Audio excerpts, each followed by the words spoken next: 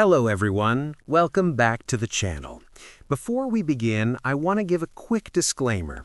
The content in this video is for informational and educational purposes only. It is based on publicly available sources, news reports, and historical records. This video is not intended to support or condemn any individual, political party, or government. Please watch with an open mind and always verify information independently. If you're new here, don't forget to subscribe and hit the bell icon so you never miss videos like this. Today, we are going to explore the full story of Nicolás Maduro, a man who went from being a bus driver in Caracas to becoming one of the most controversial leaders in modern history. His rise to power, his long tenure as president, and his ultimate capture in 2026 is a story full of ambition, political intrigue, controversy, and human tragedy. Nicolás Maduro Moros was born on November 23, 1962, in Caracas, Venezuela. He grew up in a modest family, experiencing the struggles of working-class life firsthand. His father worked various jobs to support the family, and young Nicolás learned early on about the challenges that ordinary Venezuelans faced every day. In his youth, he was described as quiet but determined, someone who wanted to make a difference for people like himself. Before entering politics, Maduro worked as a bus driver in Caracas. This may seem like a humble beginning, but it gave him a unique perspective on society and taught him how to organize people, negotiate, and advocate for workers' rights. It was during this time that he became heavily involved in labor unions, eventually becoming a union leader. These unions became his first platform for influence, allowing him to speak for the working class and gradually build a political reputation. By 2000, Maduro had successfully transitioned into national politics, securing a seat in the Venezuelan legislature. His career advanced quickly. By 2005, he was elected president of the National Assembly, and by 2006, he was serving as foreign minister under President Hugo Chavez. Chavez, who had initiated the Bolivarian Revolution, recognized Maduro's loyalty and strategic mind, and eventually endorsed him as his preferred successor.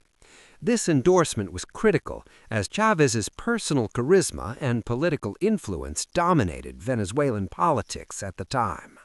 After Chavez's death in 2013, Nicolás Maduro assumed the role of interim president and soon won a special election.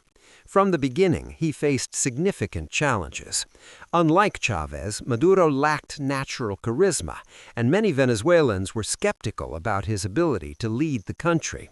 At the same time, Venezuela's economy was already under pressure due to declining oil prices, inflation, and structural issues in the government.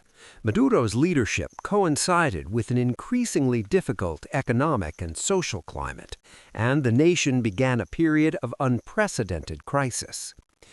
Under Maduro, Venezuela faced hyperinflation, with prices of food and everyday goods skyrocketing. Shops frequently ran out of basic supplies, hospitals struggled to provide care, and public services deteriorated. Millions of Venezuelans fled the country in search of safety and stability, creating one of the largest refugee crises in Latin America. Families were separated, communities disrupted, and the sense of normal life in Venezuela began to vanish. Politically, Maduro's government became known for its authoritarian tendencies. Opposition leaders were often arrested or forced into exile, and elections were widely criticized for irregularities. Protests erupted throughout the country, with citizens demanding political change, economic relief, and an end to corruption. The government frequently responded with force, resulting in violent clashes and further international criticism. Human rights organizations documented numerous abuses, from arbitrary detentions to restrictions on press freedom, and laws like the controversial Law Against Hatred were introduced, which critics argued were used to suppress dissent. Despite this internal turmoil, Maduro maintained power through a combination of political loyalty, control over the military, and strategic alliances. His government maintained strong ties with countries like Russia, China, and Iran, which provided financial support, military aid, and diplomatic backing. These alliances helped Maduro's administration survive, despite sanctions from the United States and European countries, as well as widespread domestic dissatisfaction. The U.S. imposed targeted sanctions on key sectors, especially the oil industry, and even indicted Maduro on narcotics trafficking and corruption charges. His administration, however, framed these actions as politically motivated attacks, portraying Maduro as a defender of Venezuelan sovereignty against foreign interference. During his presidency, Maduro attempted several initiatives to stabilize the economy and maintain support, but many of these policies were ineffective or counterproductive. Price controls, currency regulations, and nationalization of industries contributed to shortages, inflation, and declining productivity. Everyday Venezuelans faced immense hardships, with long lines for food and medicine becoming a routine part of life. At the same time, Maduro sought to portray himself as a champion of the poor, emphasizing social programs and subsidies. However, critics argue that these efforts were often used to consolidate political power rather than provide meaningful relief to citizens. Maduro's rule was also marked by growing social unrest. Large-scale protests occurred throughout his presidency, sometimes peaceful, sometimes violent. Students, workers, and ordinary citizens took to the streets to demand change, and the government frequently responded with repression. International observers condemned these actions, and the political landscape became increasingly polarized. Despite this, Maduro maintained his position through strategic control of state institutions, the military, and key economic resources. Internationally, Venezuelan Maduro became a focal point for geopolitical tensions. His government's alignment with Russia, China, and Iran drew criticism from Western nations, especially the United States, which saw Maduro's administration as illegitimate.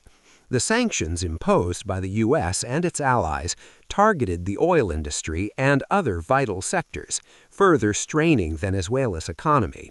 At the same time, Maduro continued to maintain support among certain international actors who valued his opposition to U.S. influence in the region. One of the most dramatic chapters in Maduro's story came in early 2026. On January 3rd, Nicolás Maduro, along with his wife Celia Flores, was captured by United States forces. This event marked the end of his more than decade-long rule and shocked the world. Maduro was set to face federal charges in the United States, including allegations of narco-terrorism and cocaine trafficking. The capture of a sitting president is almost unprecedented in modern history and signals a dramatic shift in Venezuelan politics. Questions remain about the country's future, but one thing is clear: the era of Nicolás Maduro is over.